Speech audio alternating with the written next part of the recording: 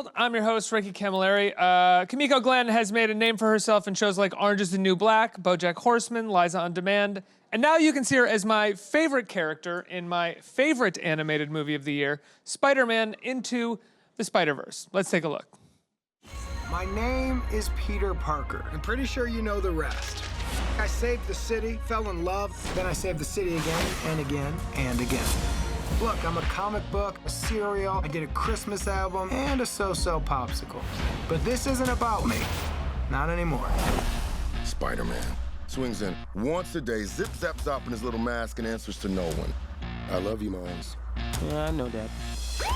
You gotta say I love you back. Dad, are you serious? I wanna hear it. Look at this place. Dad, I love you. Dad, I love you. That's a copy. Ladies and gentlemen, my name is Miles Morales. I'm the one and only Spider-Man. At least that's what I thought. You ever hear of the Super Collider? You're gonna love this. Dimension opening now. You're like me. That's impossible. Listen up. This fry is your universe. It's soggy, it's weird, it's gross. And this delicious normal fry is my universe. So you want to learn to be Spider-Man? Can you teach me? Yes, I can. Time to swing. Good, you're doing it. Double tap to release and whip it out again. Okay. Whip. And release. You're a natural. Whip.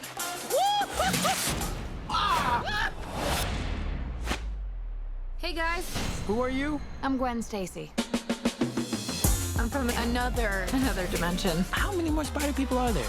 Hey, fellas. Hello. This could literally not get any weirder. It can get weirder. Okay. We need to get back to our universes soon. Brooklyn is gonna collapse. My family lives in Brooklyn. Whoa. Miles, what's wrong? This was never your city. It's mine. If I don't destroy the collider, none of us will have a home to go home to. Remember, what makes you different Let's go. is what makes you Spider-Man. Officer, I love you. Wait, what? That way. Other way. Do animals talk in this dimension? Because I don't want to freak them out.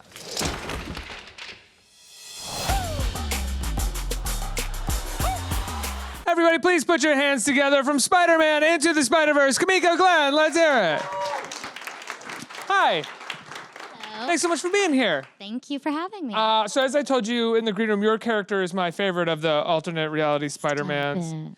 It made me laugh every time she was on screen, every time she was doing something. The whole joke of a bowl of popcorn that she's just eating in her pod while typing is really funny. And I think your voice is really funny too. But I'm curious, you signed on to do an animated movie like this, and I wonder if you had any idea when you saw it at the premiere that it would look the way that it did, that it would be as good as it was. Yeah, it's funny because on like the talking points and stuff that they give you, it's like, it's unlike anything you've ever seen. And I'm like, okay, and they kept pushing that home. But when I saw it, I was like, it actually is unlike anything I've ever seen. And we were talking about it backstage, but it like the animation style, you feel like you're inside the comic book. And it's, I don't know, something really impressive. It's not the standard, animation style that I think we've all taken on. I think you're always told to say it's unlike anything you've ever seen. But yeah, this absolutely is. Yeah. Yeah. And then at the same time, when it comes to the story, I imagine you go to record, you do your sessions, and you probably don't have a full script there. You don't really know how everything is going to be laid out. And so then when the story comes through as well as it does, what was that like? Well, it's funny because my experience in the booth, we did a lot of improv, a lot of fun like bits back and forth. And so... You weren't with Nicolas Cage, were you? No, I wish. Oh, that would have been fun. That's what everybody that I've talked to from this movie has said. They're like, no, they wouldn't let me record with Cage. That's all I wanted. Yeah, that's all I ever wanted. But no, the directors were Skyping in and, kind of directing me, and that was a lot of fun. But yeah, a lot of the stuff didn't make the movie, but like when you see the whole thing and the context of it, it's so well done. It leaves you wanting more. I was really pleasantly surprised because, a lot of the trailers kind of give away so much of it. Even seeing the trailer a billion times like I have, I still was like blown away. No, this movie has everything packed into every minute in the best way possible. Oftentimes you see movies like that, and it just feels like they're throwing spaghetti at the wall and trying to see what sticks. These guys are really great writers and directors, and so every minute, every beat has a lot of jokes, a lot of story, and a lot of animation to look at. And a lot of heart. Yeah, absolutely. So wait, talk about the alternate Spider-Man that you play. Well, I play Penny Parker, and she has her robot SBDR, which she's able to pilot through her telepathic capabilities. And so they fight crime together. She's kind of the tech-savvy one, and SPDR kind of does the heavy lifting in terms of the fighting.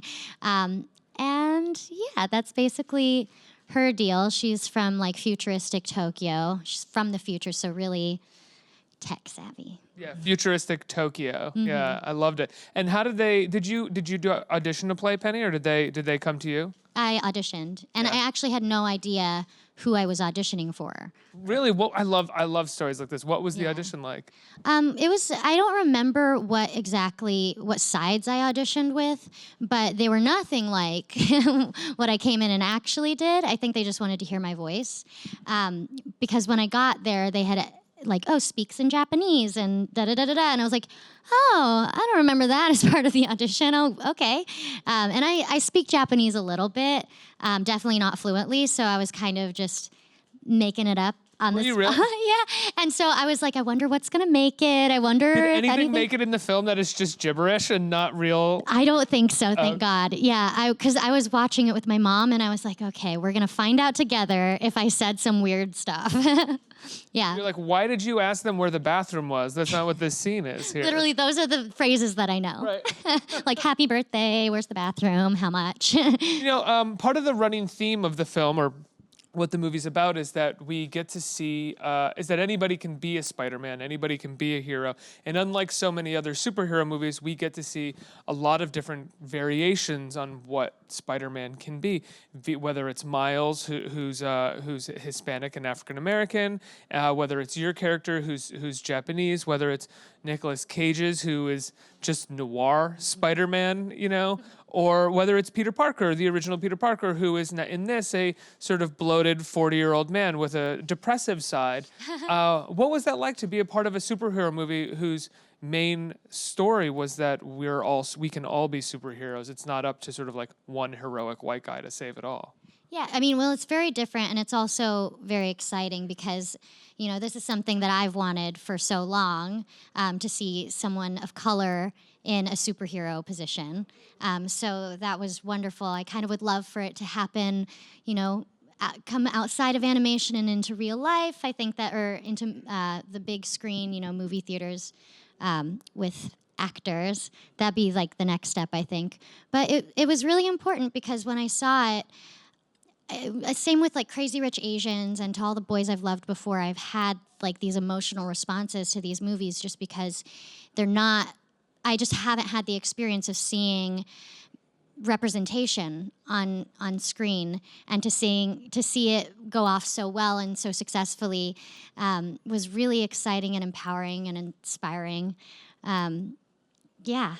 Well, that's so great. I have to say, and I was having this conversation over the weekend, one of the saddest things about like straight white men like myself is not being able to immediately understand and empathize what it feels like to have representation, because I've had it since the beginning. So when someone says, oh, it felt so good to see someone that looks like me on screen, it's literally just a blank stare for me, because I don't know. I have to think really hard to be like, to what that would really feel like, because I've never not had that in a way. Yeah, on the same Sucks. hand. Well, no, I mean, it's great for great. me in a lot of ways, but yeah. But yeah, it's so interesting because I didn't expect myself to have any reaction. You know, of course, I was like rooting for it, and like I love these projects that are coming out that are, you know, championing diversity and stuff. But I surprised myself with how I felt during and after, because it's just like you said, I haven't experienced watching, you know, a bunch of Asians on screen, or like a black biracial Spider-Man or anything like that. So we're all experiencing it together. To me, it's all theory, and I support it. Yeah. And I'm very excited for it. But it's a completely different thing when you talk to someone, a person of color, who is actually experiencing it on a visceral level when they see it. Yeah. You've been doing voices for some time now, right? Not just this. You're in Bojack Horseman. Yes. How did that come about? It was random, I want to say. I remember doing one session during a lunch break while I was doing a Broadway show, and it was really super quick. And then my friend was like, "You were so funny on Bojack Horseman," and I was like, "You're kidding. I wasn't on Bojack Horseman." And he was like, "Yeah, you were." And it took me a second, but I was like, Didn't know what the session was for? I knew what it was for, but it was like I was so busy at the time. Right. And then I saw the episode. I'm like, oh my gosh, it's so funny. And then I've been a recurring character since. And I just recorded with them yesterday. It's so much fun. I love it. I love that character. She's so horrible in a great way. Well, one of the things I love about that show is it's that's another show where there are so many things to look at and laugh at in like every minute of the show, whether it's a depressive beat with Bojack or a weird silly pun in the middle of a depressive beat or kooky animation. Were you a fan of the show before you got to do the voice? Yeah, I mean, I've heard great things about it. I haven't watched it myself. Oh, but really? Yeah, there are so many things that there are so many things that I do that I just can't find or watch or have the time to watch. So, but my friends love it. Right. So I should probably get on that. What Broadway show were you in the middle of doing when you got that role? I was doing Waitress. You were doing Waitress. Yeah, the Sarah Bareilles musical, which is still happening, which is exciting. I don't think it's ever going to go away. It I seems hope to me like it's not. going to be one of those Broadway shows that people come to with their family for like 25 years. Yeah, it's so good. And the people that come in and out of it are amazing. And I'm excited for Sarah to go back in. I was able to see her last time she was there, and it was incredible. She really, she was so impressive. Are you mostly a musical theater person? Is that like where your heart and soul is? I was. I'm more so doing TV and film now, and I'm focusing on that. I, of course, love the stage. That's like where my home is, where I started, and I love singing, which I get to do a lot in voiceover, which is nice.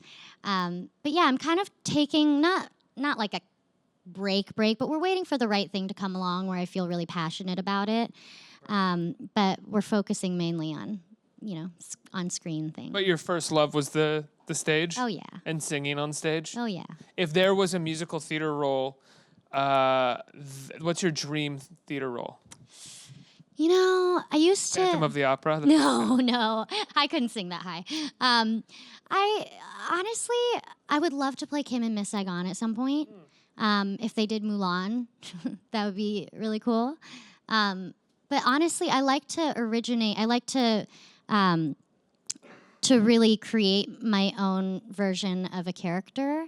So those things have been done in a way. So I like doing more original work if I can. It's really hard to do because especially with musicals, like maybe 3 or 4 are produced a year, if that. Yeah. They take like 10 years to produce, I believe. And like you workshop it. You have to kind of get in at the early stages. They don't really have auditions for, Broadway shows. It's mainly just like the people who have helped develop it along the way. Which means you're not doing anything else for about 3 or 4 years usually. I think a musical takes. Yeah, it depends. But I might do a play. Yeah, you never know. I mean, that's not hinting at anything. You never know. You had this show, this wonderful show, Liza on Demand. It's really great. Can you talk about how you got involved in that and what you loved about that show? Yeah. So I auditioned, like anyone does, and the process of it was funny because I think they were maybe new at this sort of thing too, but I had a chemistry read with Liza Koshy via Skype, and it was like 2 seconds long. I was late, she was late. I didn't even look at her once. and then I was like, that went horribly. But I think that she really took to me, and she FaceTimed me that night because she was like, we should just make sure that we definitely have this chemistry, because I feel like we were both flustered, and we got along great. And It was so much fun. It's been so much fun. What has been your favorite project so far that you've done? Do you have one? I do, but I can't really talk about it because it's one that I just did. Oh, really? Yeah, but it's not one that's announced. Yeah. Okay, fair enough, fair enough. Let's get some questions from our audience. Who has a question? Hi. Hi. So obviously it seems like you've done a lot of both voiceover work and live action work, and you are really passionate about both. And I was wondering, as an actor, like what different muscles do you flex between being on set and then also being in the recording studio, or is there a lot of crossover? Yeah. Well, being on set is very different. It's a whole skill set that you kind of have to learn. It's so much hurry up and wait. So you have to kind of just ignore your surroundings in a lot of ways. That's so much of a part of being a film actor, is just being able to focus with all the stuff that's going on around you. And with voiceover, it's much more intimate, like it's a sound booth. So you're usually Skyping with someone, or someone's in the booth across from you, and it's very relaxed in a way. You have some time to do it. You know, there's not the elements of like the light and like we're losing the light, or, you know, whatever there might be on the day. Just go all day and create and come up with ideas. Yeah, you could riff, you can have fun, you can try it a billion times if you want, and you can wear pajamas if you want. I never do, but I always say that you can, just because it's so low key, which is nice. Yeah, when people say they wear pajamas, I'm always kind of like, it's still work. I know, I can't bring work. myself to do it, but you can if you want it. Next question. I think we have time for one more. What do we got? Hi. Hi. I saw the movie. It was fantastic. And it's with the great reviews it's gotten, I believe that some sequels have been like penned to be down the line. And I was just wondering if you could say anything at all. Is there like any plans for Penny Parker, the character, to be in future films? I don't know if I can say anything about that. Honestly, I don't. I've heard that there's like a sequel in the works, which I think is what everyone's heard as well. And that's about all I know. Okay. You know? There should be like a Penny Parker standalone Netflix movie, though. Probably, I think, yeah. Right? Yeah. For sure. Make it happen. They should really make that happen, I think. I love the film. Congratulations. Thank It's you. so fantastic. And I look forward to all your work that you have coming out that you can't talk about. That is your favorite. That's coming down the pike. Yeah, I'll talk about it later, and then I'll say I was referencing that. Oh, fantastic. Yeah. The movie is called Spider-Man Into the SpiderVerse. It's the best animated movie of the year, one of the best movies of the year. Everybody go see it and love it. And give Kimiko Glenn a big round of applause for joining us today. Thank you.